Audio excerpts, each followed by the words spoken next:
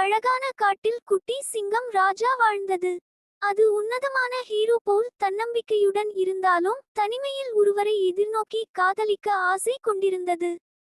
ஒரு நாள் அருகிலுள்ள பள்ளத்தாக்கில் வாழும் களரி பெயருடைய சிறுத்தை பெண்ணை பார்த்ததும் அதன் இதயம் துடிக்க ஆரம்பித்தது.